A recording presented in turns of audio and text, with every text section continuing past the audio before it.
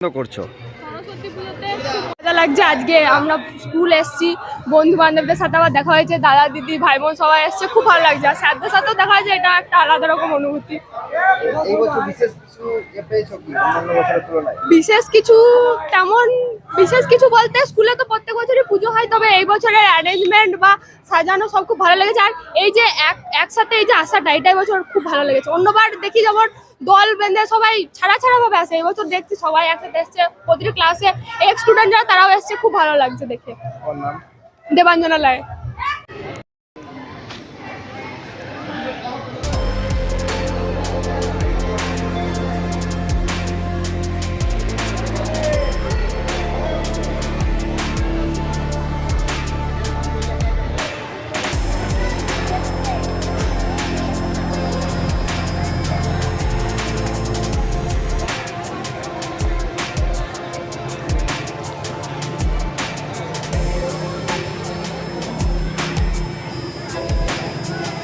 পরীক্ষা সামনে, মাধ্যমিক গেল, তো ছাত্রছাত্রী উন্মাদনা কেমন দেখছেন সরস্বতী পুজোয়?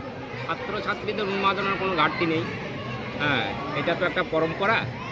হ্যাঁ, আমাদের টমাস হার্ডির একটা কবিতা আছে, in Times of breaking of nation, যেখানে সমাজের এমন কিছু কিছু রীতিনীতি আছে সেটা কোনো কিছুর জন্য প্রভাবিত হয়, it continues for ever and ever.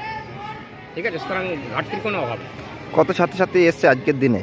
আজকের দিনে সকাল থেকে কত ছাত্রী বলতে গেলে বোঝা যায় আপনাকে সকাল থেকে তাহলে হিসাবটা করবে মানে টাইম পর্যন্ত, মোটামুটি অ্যাবাভ 500।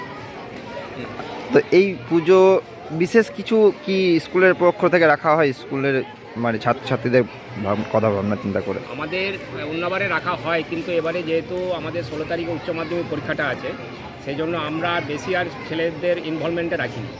ঠিক আছে, পুজো সেরেই এবছর মতো পার করব। ঠিক আছে, আগামী বছর পরীক্ষার সময়সূচি দেখে এরকম প্রোগ্রাম নেব। আপনার নাম? হ্যাঁ, আপনার নাম? আমার নাম সনাতন পরামানিক।